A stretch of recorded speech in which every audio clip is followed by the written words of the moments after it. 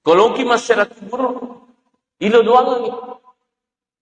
Dan pengasini na dosana, pengasini sini na apalan ibadana, ilo doang. Dan itu akan membuat mereka senang dan bahagia. Mari renung itu kasih nari kau kapak doang letuk walid.